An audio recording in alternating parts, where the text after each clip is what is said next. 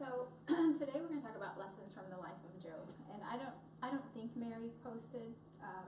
Mary thought that was like what this topic is, but this attendance would actually be very in line with usually when we talk about a topic like this, because it's difficult. You know, topics about trials and tribulations, like it's not always an uplifting topic, and so it's difficult. Like we don't even like to think about those times in our lives, and we don't even like to think about, like, especially if we're in a good time, we don't want to think about those things, like almost like like we don't even want those feelings because they're so difficult. So I was actually, in preparing this lesson, listening to a few sermons, and there's not a whole lot, believe it or not. There's a lot of books and literature and things like that because it's such a rich book.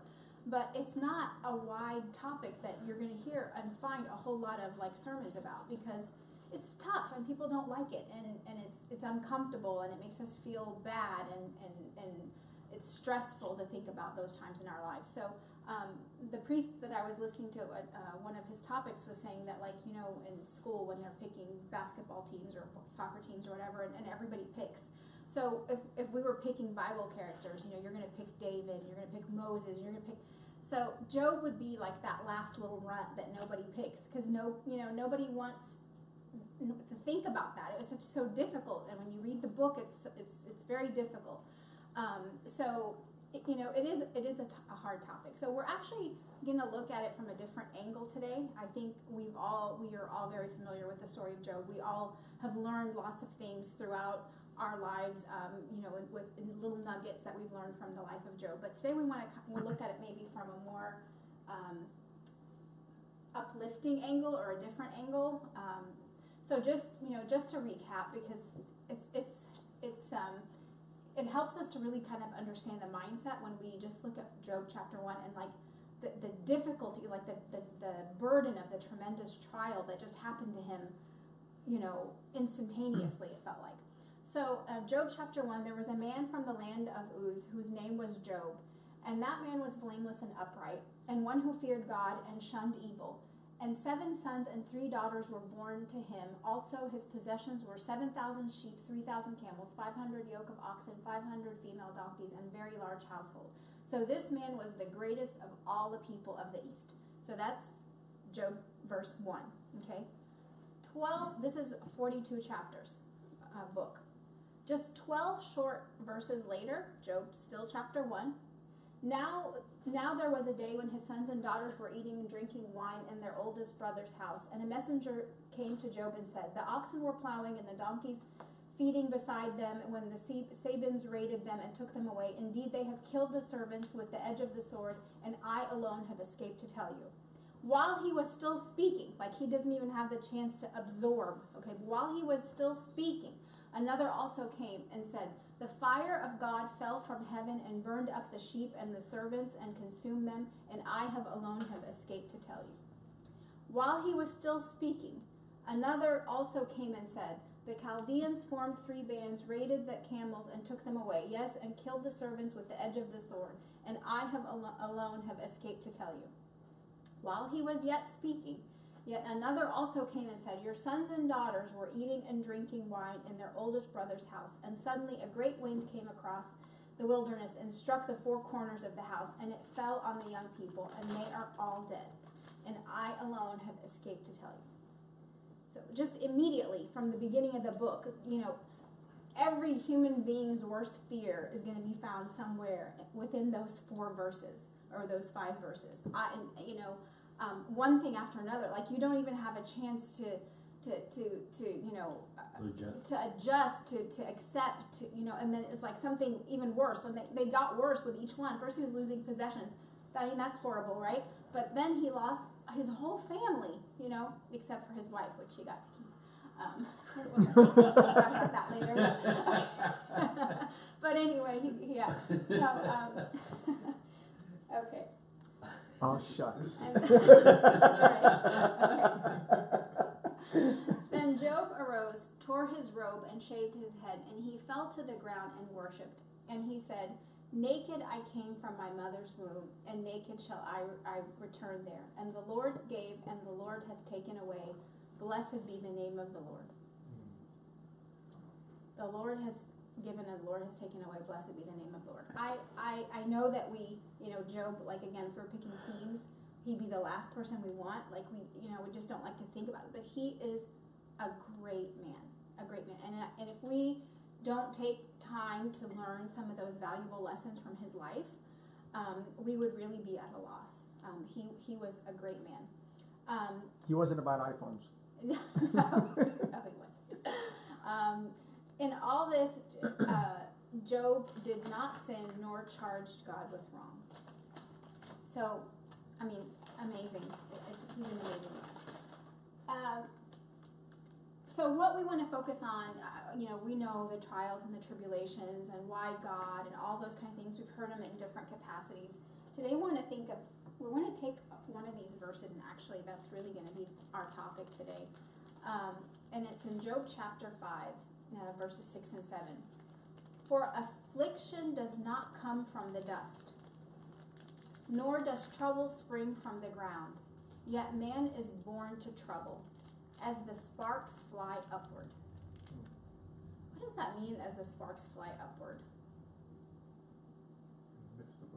In the midst of a fire, you think of when you hit the fire, then some of the sparks fly. In the midst of a big problem and things just keeps elevating. Right.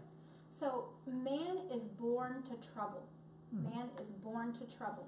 And so even though it's a topic we prefer not to think about because it is so difficult and it's a stage of our life that we wish wouldn't exist, but yet the very truth is a man is born to trouble as the sparks fly upward. So sparks fly upward. The Hebrew expression actually means the sons of flame fly. So it is those little sparks that come out of the fire. But the deeper meaning behind it, or the meaning behind it, is there's a kind of a analogy, or it's linked to, or in thought, as birds are made to fly. So those sparks that fly out of the fire are like birds flying around, as flocks of birds of prey elevate themselves with their wings. Okay, so that flight, that flight coming out of the fire like a flame, like those sparks of a flame. So today we're going to actually focus on this magnificent bird, the eagle, which is mentioned in Job, mentioned throughout the Bible, Old and New Testament. And we're going to take some of the characteristics of an eagle, of his character, his nature, his life, and see how we can apply that and understand some lessons and learn some lessons from the life of Job, from the perspective of an eagle. Okay, when we think of flight, of course, the greatest flying bird is the eagle. So in Job, chapter 39, verses 27 through 30. Does the eagle soar at your command and build its nest on high? It dwells on a cliff and stays there at night. A rocky crag is its stronghold. From there it looks for food. Its eye detects from afar. Its young ones feast on blood, and where the slain are, there it is.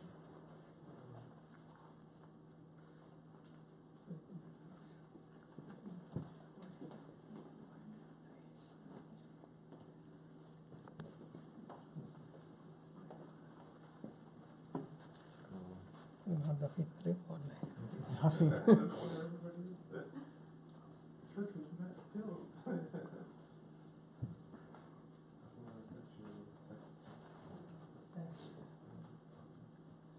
So this is also actually one of the struggles when we study the book of Job. Is there are so many analogies and things like that. It makes it somewhat difficult to actually learn from the lessons. So we're going to spend a chunk of this lesson actually just focusing on these 4 or 5 verses in chapter 39, and really kind of understanding how we could benefit from trials and tribulations, understanding what the eagle's life is like, okay, and what the eaglet's life are like. Okay, so the characteristics of an eagle are some things that we just learned from the previous verse. Okay, the eagle soars on high. The eagle dwells on a cliff. It places its nest on a rocky crag, which the eagle leaves like the majority of the mountain and comes to the steepest edge of the mountain and builds its nest. And the eagle's eye detects from afar. Okay, we know the expression eagle's eye view. And its young feast on blood. So there's a prey, there's a sacrifice. Okay, it's not they don't just eat it's like some other animals or birds or things like that may eat vegetables and plants and flowers, things. It actually eats a sacrifice. So how do eagles learn to fly? We know they are great birds of flight, right? So how do they learn to fly? So this is actually this section here is from biologystack.com. So eagles are big, huge, amazing birds. They can, even though we know how fast they can fly, they actually have the ability, like a hummingbird, to fly motionless, like in their place, like without movement. Yeah, it's not like birds flapping their wings. Right. They can just hover soar. like that. Yeah. They soar, but they also have the ability to fly like in place, like without movement.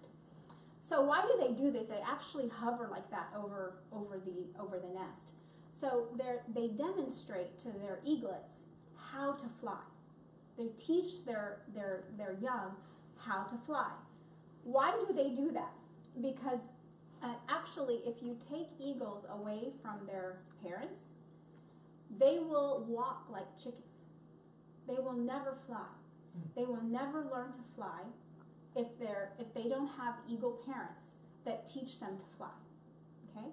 So they will never realize their potential. They will never realize that they're eagles, and they will live like chickens if they aren't taught to fly. Okay, so how does the eagle teach its young to fly? So all at once, so we said, where does it build its nest? On the edge. On the edge of the cliff. Okay, all at once, and this is in biology stuff. All at once, the eagle pushes the little ones out of the nest. The eaglet falls down off the face of the cliff, and its feeling is surely to be destroyed. But not so. In a flash, the great mother eagle flies down and catches. She opens up her wings and catches those eaglets on her wingspan, and then she flies back up and puts them in the nest. That's crazy. Okay, and she nurtures them. She feeds them. That was near-death experience for them. They're very frightened, right? That's how I learned how to swim. A little while later, she does that to them again. That's how our parents taught us how to swim. Yeah. Good luck. Yeah. Okay. Okay.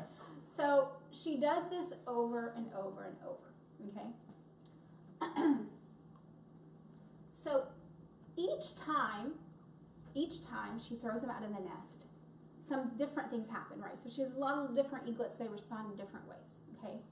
Most of the eaglets will be screaming their head off as they are plummeting to the earth. Okay? But some of them, in each cycle, more of them will learn that they can flap their wings and fly like their mother does. Okay? So they learned from her hovering and teaching them to fly. And then once they're thrown out, some of them will scream, and some of them eventually will learn to fly and flap their wings and realize that they too can fly. So during that period of time when they're screaming their head off, the mother or the father, the mother eagle is standing from afar watching them. Okay? It's those times in our lives, when you feel that God is not speaking. Okay, He's not acting, but His eye is this is an eagle's eye on her young. You can't imagine that she would take her eyes off of them. But she is as close, just as close as, she gives them enough opportunity before, she swoops down in and catches them again, okay? So this is done repeatedly over and over and over because she is going to teach her children, her eaglets, to fly.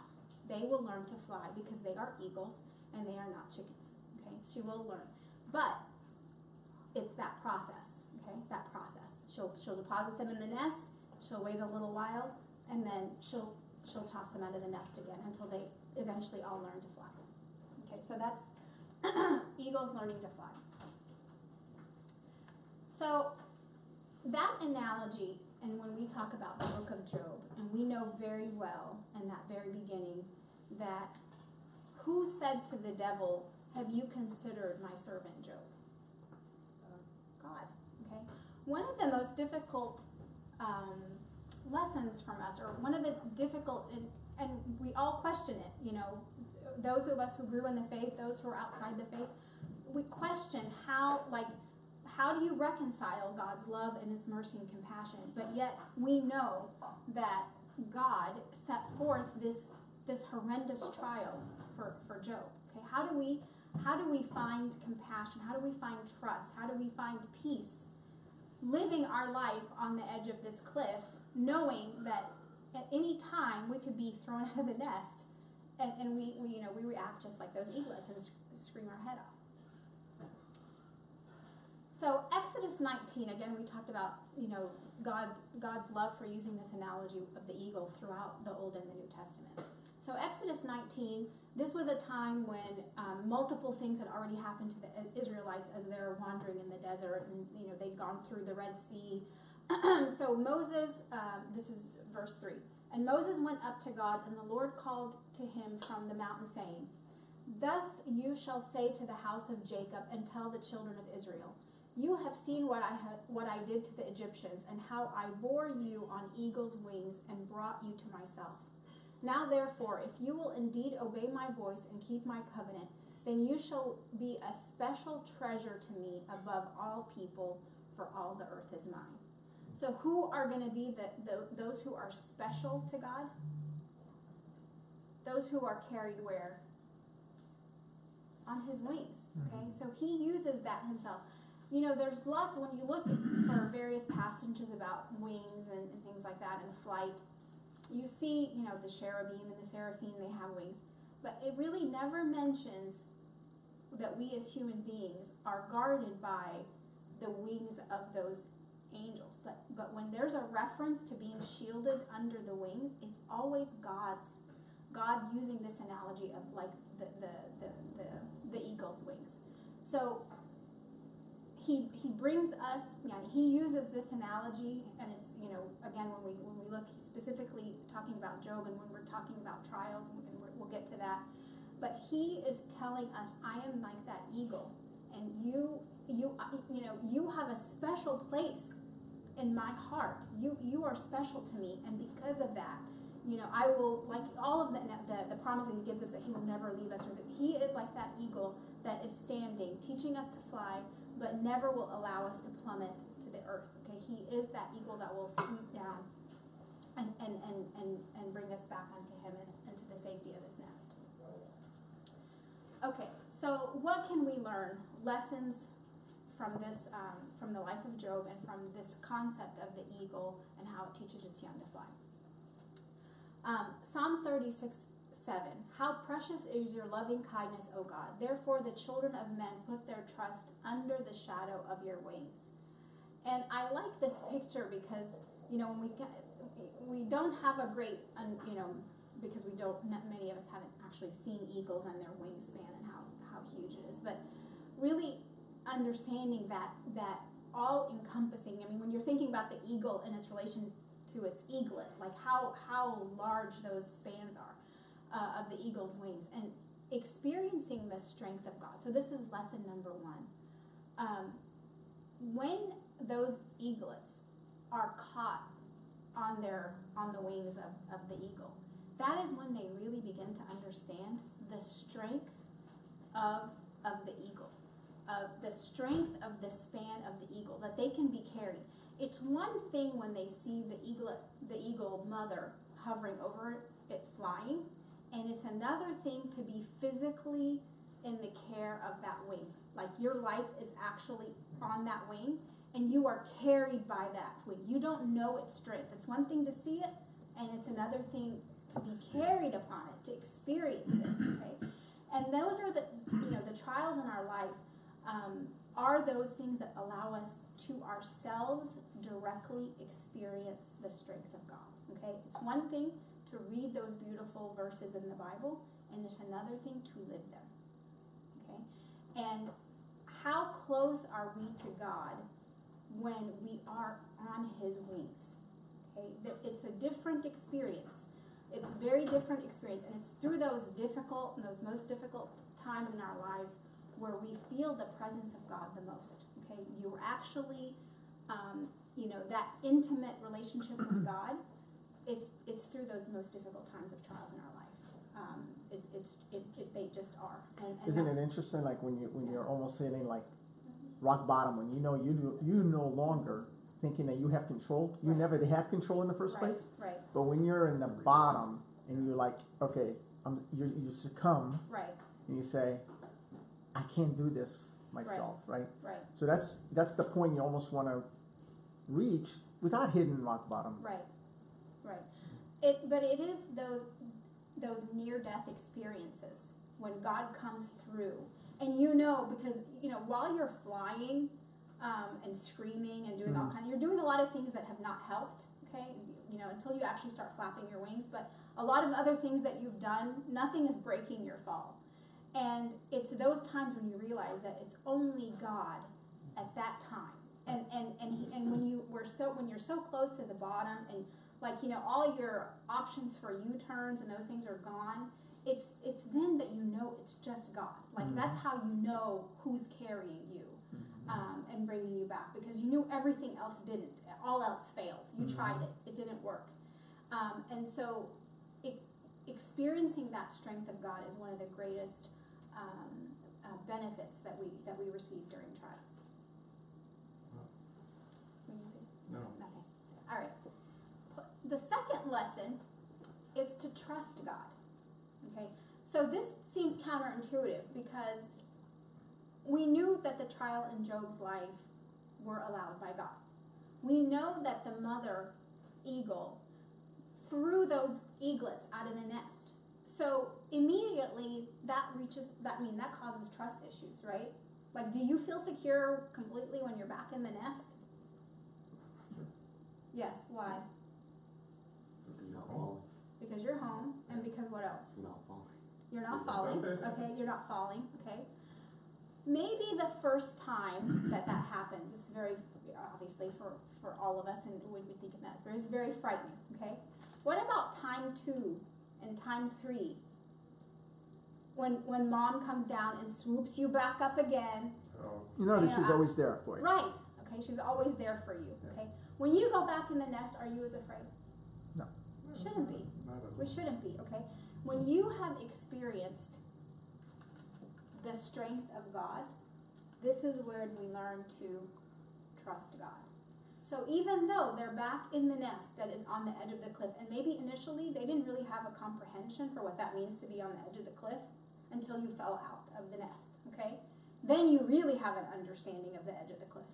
But when you experience the strength of flying on the wings of the eagle, then being on the edge of the cliff isn't so scary anymore. And knowing that you can trust that you will not plummet, okay? Those who trust in the Lord will never be put to shame, okay? And the only one who can know that is one who has never been put to shame, who has been in those experiences over and over. And we're not talking about earthly put to shame, but put to shame means really mainly in the sense of when we stand before God that we are put to shame. And we know that of course the forgiveness of sins that he offers us and things like that is what he carried that shame for us. But those who trust in the Lord will never be put to shame. And no one can tell you to trust God until you have experienced when he's come through. Okay, that's those repeated God coming through is where that trust comes in. But those who wait on the Lord shall renew their strength. They shall mount up with wings like eagles. They shall run and not be weary. They shall walk and not faint. It is an amazing verse of strength. Okay, that renewal. Each time you're brought into the nest, you are renewed. You have a strength you didn't have before you plummeted out of that nest the time before. And that is where those repeated experiences with God are what grow our relationship with him. So what are the blessings of the trials. Okay, so we learn to experience God, we learn to experience His strength, we learn, you know, what all of the verses that are in the Bible, they have a different meaning as we begin to experience them ourselves. It's one thing to read them and to know them, and it's another thing to live it. And then we begin to have those repeated experiences where God has come through, and we learn to trust Him. And that strength and that confidence that people of God have comes from those repeated experiences with God. So the blessings of the trial, again, we go back to the character and then the nature of the eagle. So we know that the eagle soars, okay? So among the blessings when we go through those trials are we soar like eagles. So in James 1, verse 3, St. James says, "My brethren, count it all joy when you fall into various trials, knowing that the testing of your faith produces patience. But let patience have its perfect work, that you may be perfect and complete, lacking nothing." When we started talking about in the very beginning that none of us really want to begin to think about trials and tribulations, especially when you're not in them, when we're going through them, we actually look for these type of verses and passages and stories to give us strength. But when we're not in them, it's like an area of our life we don't really want to think about because it can be very, you know, stressful and frightening and challenging. But here, St. James says, count it all joy. And, you know, it's not intuitive for us. It doesn't make sense that the word joy and trial would ever be in the same, you know, in the same sentence. As a matter of fact, I would say we spend the most of our life trying to avoid situations where we have trials. Like we are always in a mode of trying to prevent that. We're trying to be comfortable and peaceful, and we're trying to avoid, you know, any type of conflict or challenge. So where does the joy come from? Where does the joy come from? The joy comes from soaring like an eagle. So soaring, what is that? What is that referring to? For us to reach spiritual growth and higher spiritual levels, were you going to say something more? Okay.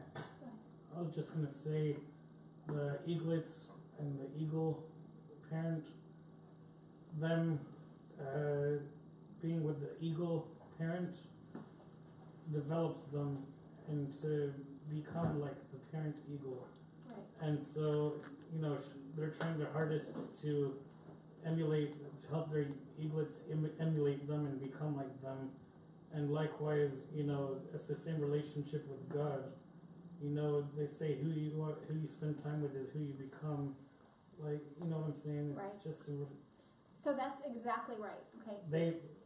You're absolutely right. So it's one thing for the mother eagle to fly over the nest and teach her young the concept of flying. But until they are thrown out of the nest and have to learn to fly, they never will. Okay? The same thing for us. We could talk about love and joy and patience and all of the virtues that we should be learning and that we should be developing with the work of the Holy Spirit. Reading about them, you know, praying and all those things. What does that lead to? That leads to God creating opportunities for us to develop them ourselves. Mm-hmm. And that's what the trial is. If you're going to learn to fly, you have to be thrown out of the nest. And you're never going to soar like the eagle. You're not the eagle. You're not going to sit in the nest and watch her fly and then you're going to fly. You have to fly. Okay? You have to practice flying. You have to flap your wings. You have to be thrown out of the nest, sometimes violently, and you have to learn to fly. And reaching the spiritual fruit, okay, the growth of the Holy Spirit working in our lives to help us to soar and to become the image of God is through the trials and the tribulations. Okay, it's through those strenuous, fiery moments where we break through to the next level. Okay, the next, you know, Christ-like level. So whatever the trial is, if it was teaching us patience, if it was teaching us humility, if it was teaching us you know, love, if it was whatever it is, if it's teaching us to learn the other cheek, that's not going to be an easy thing. Okay, that's never going to be easy, and it's going to have to be those times when we're thrown off the cliff, when we're out of our comfort zone, when it's very uncomfortable. But we are never going to reach those spiritual fruits. We're never going to be Christ-like if we are still in the nest. It's like our spiritual faith. I mean, Yes. you can be all knowledgeable about the book, about the Holy about the Holy Bible, and you can know the stories. You can, you know, Recite it back and forth. Yeah. recite verse by verse. But if you're actually not practicing it Right. in what you do in your personal relationship with Him, then you're not gaining that spiritual fruit that you're talking about. I was just going to say that anytime you hear the word trials, it's a matter of trust, Yes. right? So whenever you're put into a trial, it's a matter of you learning to trust God, or in this case, producing patience. You have to be patiently waiting on and trusting God that He's doing His part, right? Right. So I just think that if you're talking about like soaring like an eagle, also it's not a narrow view. Sometimes we're so focused on just the issue, but we're not looking at the overall picture of how God, like Mark was saying about how the eaglet is supposed to emulate the eagle. Right. We're not looking at the overall picture of what God is changing us into Right. versus just the little scary part about Right. dropping down on the nest Right. kind of thing. Right. Yeah. Yeah. You're right. It's a parent-parent relationship. You Yeah. know? Yes. Yeah. Yes. I'll And catch you if you fall, and I'll make you stronger. okay. The next blessings of the trial. The eagle dwells on the cliff. Okay, trials. This is an amazing concept when I heard it. Trials shake our peace temporarily, but teach us to have peace permanently. Okay, so when we talked about when those eaglets return back into the nest, they have a different strength and confidence in God before they were screaming a few minutes before that. Okay, so there is that temporary loss of peace, right? I mean, when Job is sitting and one servant is coming after another, it's very hard for you to say that he still has retained his peace, okay? But come back to Job chapter 42 and see what kind of peace and resolve Job has, okay? And it's the same for us. There's temporary pain. There's temporary, God, where are you? Why is this happening? Why did you allow this? Okay? But then there is a permanent, when God swoops you down, or swoops down and catches you, and you experience that closeness and the intimacy of being that close with Him on His wings, carried by Him, when you thought you were inches away from death. That is where that permanent peace comes from. That is where the people who hear about hurricanes aren't afraid. People who you know, when we go, like we talk to monks or whatever in the monastery in Egypt, and we were talking about, you know, fanatics and you know, changing governments, and why are they not panicking like the rest of us? Okay, they're not panicking because they have been on the eagle's wings, and it is not something that we reach easily. Okay, it is multiple repeated trials, but there, that peace and the resolve, you just can't get it elsewhere. You can't read about it. You can't learn it from somebody else's trials. You have to live it yourself to have that experience with God. So trials shake our peace temporarily, but teach us to have peace permanently. So David says in Psalm 18, verses 1 through 3, "The Lord is my rock and my fortress and my deliverer, my God, my strength in whom I trust, my shield and the horn of my salvation, my stronghold. I will call upon the Lord, who is worthy to be praised. So shall I be saved from my enemies."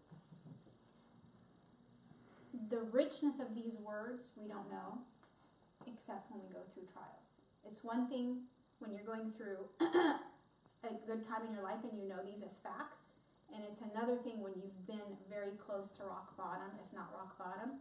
These words, when God, you know, these are words that David lived. And that's why they have such rich meaning, because they've been lived. And when you have experienced God as your shield, when you experience Him as your rock and your fortress, that deepening. When we talk about, you know, what you're saying, Mark, that relationship, it's a parent. Okay, how do you know that parent? How do you know the unconditional love of a parent until you live it, until you experienced, until you've seen it in action? Okay. The eagle's eye sees from afar. So Psalm 119, verse 37, David says, "Turn away my eyes from looking at worthless things and revive me in your way." you know, it's one thing when the eaglet is in its nest, okay? It's just life, it's day to day. Mom's bringing food, my relationship with the other eaglets who got more than me, who, you know, all these like little petty things.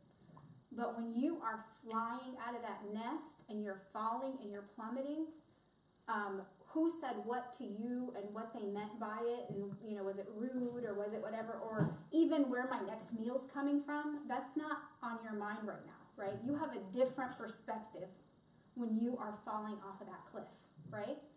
So it actually, those trials and tribulations, especially when things that we thought are rock solid shake underneath us, relationships, work, finances, those things that you work to build in your nest, when all of a sudden you are tumbled out of that nest, you have a different view of those things, okay? And when you come back to that nest, you shouldn't have the same view on all of those things that are around you that looked solid. You realize how they're not solid. And really what's solid are the wings of the eagle who are there to catch you. So that's where learning to put our trust in the right places, we have a different view when we come back to the nest. Okay, things look differently. What we trusted in, who we trusted in, what we thought would be there for us, it looks totally different when you were free flying moments before that. Okay, so when David says, "I know my help comes from the Lord," because David knows his help comes from the Lord, because he's lived it, because he was free flying off the edge of the cliff. And none of the things in the nest mattered anymore because he wasn't there. The only one who was there was God to protect him and to care for him. So they give us a different perspective. Just like, you know, when you're in an airplane and things look so small, but when you're in the middle of it, it's huge. Okay, it's all important. But when you are flying away from all of that, especially through trials in your life, it really helps you to refocus and resize things appropriately. Okay. Another blessing of trials, of course, is finally wings. Okay, so what is the goal of the eaglets being thrown out of the nest repeatedly? Yes, it's all the things to experience the strength of God on his wings and to learn to trust him and have a different view on life and all of those things, and ultimately it's to develop wings. Okay, so developing wings are those Christ-like characteristics. Okay, the things that bring us out of this world and bring us more close to heaven. Okay, to be more spiritually minded than to be worldly minded. And among the amazing things is when you really think about the whole flight, there's not a lot that birds take with them from here. Okay, very, very, very little, if any. Okay. You really have to let go of a lot of things that weigh you down in order to fly, okay? And really in order to develop those spiritual fruit that we want, holding on to the ground, holding on to our nest tightly and my spot in the nest and my territory and all those things, if you stay there, you're never going to reach the heavens, okay? You're never going to soar like the eagle. You're never going to really spread your wings out and fly, which the eagle is determined you will do, okay? As a loving parent, you will not be an eaglet that lives like a chicken. Okay, God will just not allow that. And that's, you know, when we talk about the love of a parent, and when we see in Job and we question God's love, like, was he just, you know, he really loved Job? Why did he allow him to go through this? He's, you know, he rose the envy of the devil against Job. No, it's because you know, God will not allow Job, even in the little things, to be, you know, to become like a chicken. He has to fly like all of us have to fly. Stronger. Yes. Okay. So the stronger and deeper faith. Okay. Of course, like we said, St. James tells us to count it all joy, and then here in 1 Peter, the genuineness of your faith being much more precious than gold that perishes, though it is tested by fire, may be found to praise, honor, and glory at the revelation of Jesus Christ. The revelation of Jesus Christ, okay? Knowing who Christ is, his character, comes from those repeated experiences with him through trials, okay? You guys may remember the verse where there was a man who was blind and Jesus tells him to go wash his eyes, and he comes back and says, "What do you see?" And he says, "Oh, I see shadows." And then you tell them, go wash your eyes again, and he comes back and he says, I see men like trees, and you go wash your eyes. These are the trials in our life. God becomes more and more revealed to us, okay? We thought we knew him before, now we know him more. That deeper knowledge of God in that direct relationship with him. Each of those trials helps to clean our eyes so that he's more revealed to us, okay? As we grow deeper and stronger in our faith. No one instinctively likes fire, okay? That's hard for any of us to think about because it is difficult when you're there. But what you gain out of it is so much more than that piece. And when we go back to the part on biology stack when it says the eagle is thinking that the parent, the eaglet is thinking that mother eagle doesn't care. Like she's just standing there watching them plummet without doing anything. And it's sometimes you feel that indifference, but the more that you experience those trials, you realize how God is in no way indifferent. That he's actually the exact opposite. If he was indifferent, he'd just let you be a chicken, never learn to fly, and be in the nest.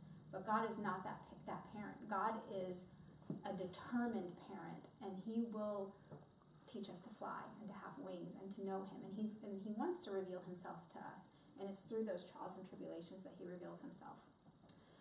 So going back to Job, the book of Job, sequentially, like we said, verse 1 talked about, all of his possessions and his great family, and actually says that Job used to go sacrifice. He used to rise up early and sacrifice on behalf of his children in case they have sinned. Okay, so he was a good man. Okay, then Job has 42 chapters. About 38 chapters are just Job screaming like the eaglets. Okay, he's questioning. He's wishing that he was back in the days where God watched over him.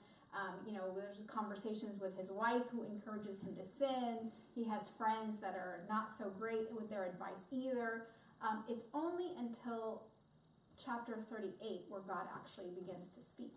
So of the 42 chapters, 38 chapters, it seems like God is silent. But when God then begins to speak and he imparts so much and he begins to tell Job,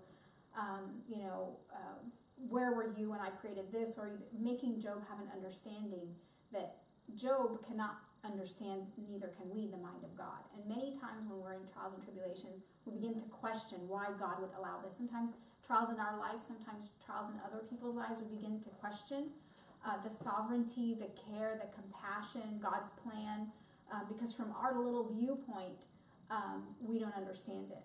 But when you begin to see God's response and you realize, of course you can't understand it because you have this human brain and I'm God. You're not going to understand it.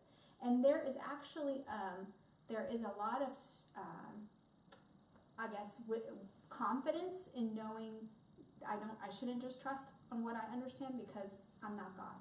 And he, being confident in God's character and nature beyond what you can see and understand gives you a lot of strength and wisdom and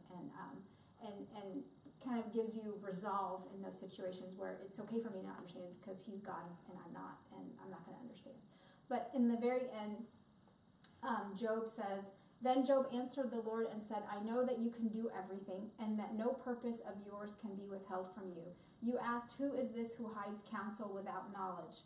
Therefore, I have uttered what I did not understand. So he now realizes he didn't understand. When he was questioning God, he realizes that he didn't understand the things that were too wonderful for me. So they were beyond him, which I did not know. So oftentimes especially when we like somebody like Job who thought, in his own mind he was righteous. He was doing everything that God asked him to do. He was maybe going even a little bit beyond by actually sacrificing for his children too. But then he begins to realize that he doesn't know anything. And it's a very humbling experience, okay? And many times in the trials, it is a very humbling experience, and that was part of the lesson. You said, I will question you and you shall answer me. This God was speaking to Job. So this is the nugget. This is all of those trials and tribulations. Here's the nugget for Job. He says, I have heard of you by the hearing of the ear, but now my eye sees you. So I knew of you, God. I had heard about you, God. But now I've seen you with my own eyes. Okay? And no one can teach that. No one can impart that to you. You have to live it yourself. Okay? You can hear everybody's story, but until you've lived it yourself, you will never reach the high levels of an eagle and soar towards heaven. You just won't. And our relationship with God will not be strong, will not be one of personal trial. You know, my personal experience, I know him like the sheep know their shepherd's voice. You will never know that until you have experienced those trials. So even Job, all of those trials and tribulations, 42 chapters later, he learned to fly. He found his wings. He said, I knew you by hearing, but now I've seen you with my own eyes. So if we are falling off the cliff, we need to learn to fly. So this is really all, lots of things we already knew about, trials, produces all the spiritual fruit and things like that. Things we've already known, multiple lessons, and we know that about the life of Job. But what I want to me, the lesson this time that I, learned about it in this perspective is, if I'm falling off a cliff, why? Not why because God answers like, why did you do this to me, God? But what am I supposed to learn here? Where are my wings? What are my wings in this situation? Because God is throwing me off this cliff to learn something, right? I can spend it the entire time I'm free flying with self-pity and screaming and all those things. But the eaglets who really learned and who didn't go through this multiple times are those who learn to fly within the first couple of times, okay? Sometimes we go through this very similar trial over and over and over because we just don't get it. We don't get it. We spend the entire trial feeling sorry for ourselves, blaming everybody, including God, feeling that, we're disadvantaged and all of those things. And then we come back up to the nest and we got nothing. Yeah, we say, well, I've been praying and he's not answering my prayers. Right. Well, sometimes it's not that easy. Right. That's not the experience he wants you to go through. Right. He wants you to go through all the way. Yes. And we're trying to find a shortcut here. Is like, oh, I'm praying. Oh, it's this test, is this test, is this test, is this job, is this job. And all that is just so superficial because the true essence of meeting him all the way at the end, that's where he was trying to get you to, Right. is having that long-standing bond rather than this, just I'll remember him when I need him. Right. So I personally have spent a chunk of my free falling periods questioning why I was thrown out of the nest, right? So I need to think, what am I supposed to learn here? Why am I being thrown out of the nest? Not because in and of itself, but like, what are my wings here? What is I supposed to learn? Am I holding on to something I'm not? I shouldn't be. Is there something I need to repent from? Is there something off balance? Am I holding on to something earthly? And God's like, here, this is a distraction. Stop it. Now, focus. Or is it learning to forgive? Or is it learning to love? Or is it learning, not to be so attached to this world? Like, there's a lesson. When we're flying off that cliff, we are disadvantaged if we're not asking, what am I supposed to be learning here? What is this trial for? What is the virtue? What am I supposed to learn from God's nature? How am I not God-like here? And where do I need to be? And even sometimes the lesson may not be for you. It might not be. Like, Yeah. for example, the 21 martyrs, they didn't do anything wrong. They were just fishermen, simple people. Right. Yet they were going through a major trial, and it was a lesson for all of us, actually, not for them. Right. And it is a lesson for all of us, but how you respond, how you respond when you're out of the nest versus the person next to you. Because to be realistic, everybody in life, Christian, non-Christian, regardless, we all go through trials, right? I agree. What differentiates us as the children of God who are eagles? Yes.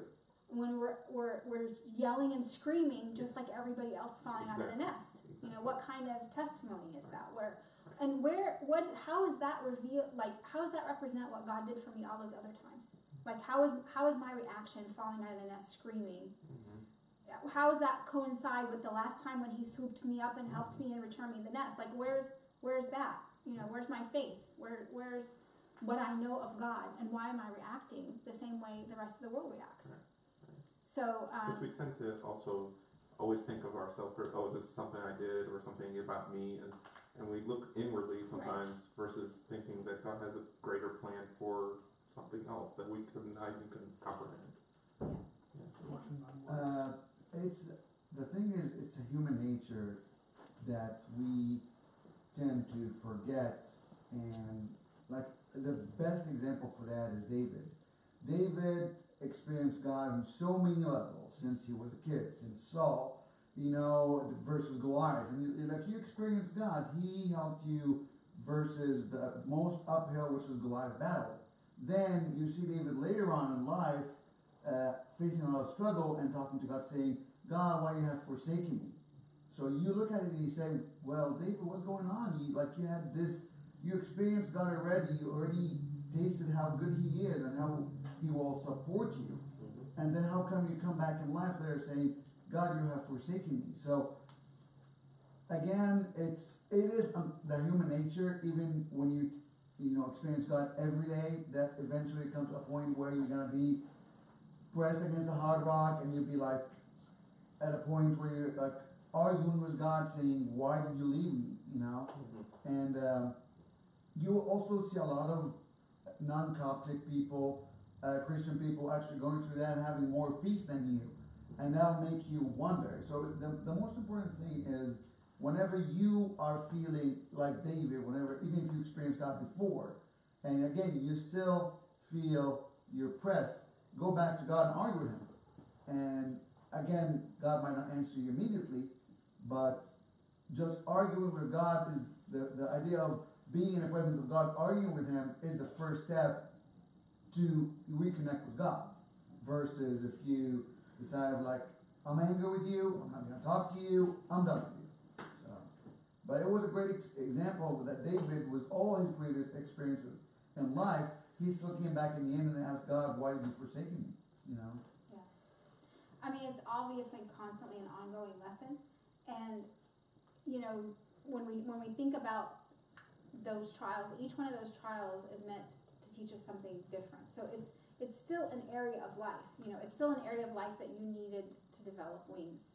And because God is determined that you're going to learn all of those things, you're constantly being thrown up in the nest. But those who benefit from the trials are those who begin to look at it differently and begin not to question why and question God's love and his care for them, but question, what is the lesson? What is the lesson for me here?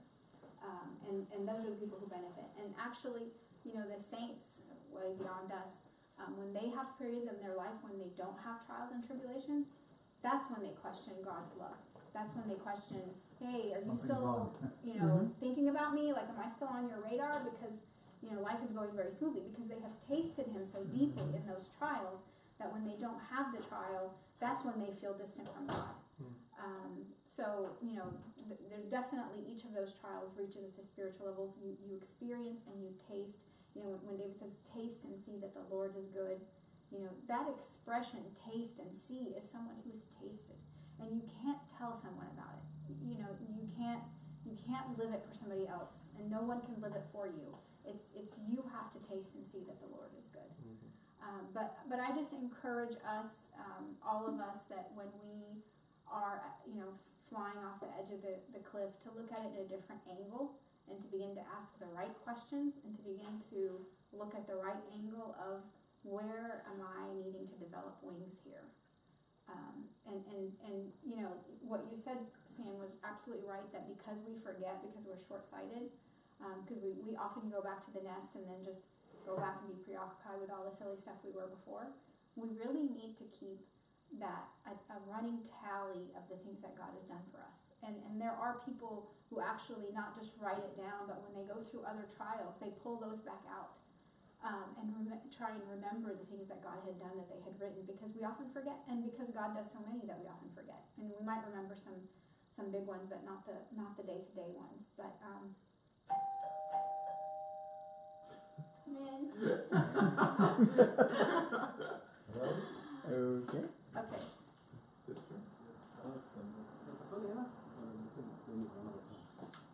Okay.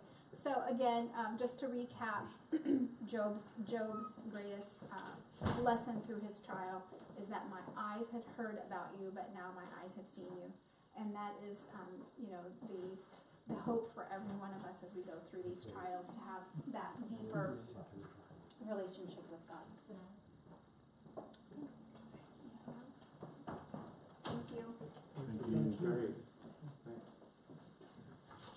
It was excellent. Very nice lesson, thank you.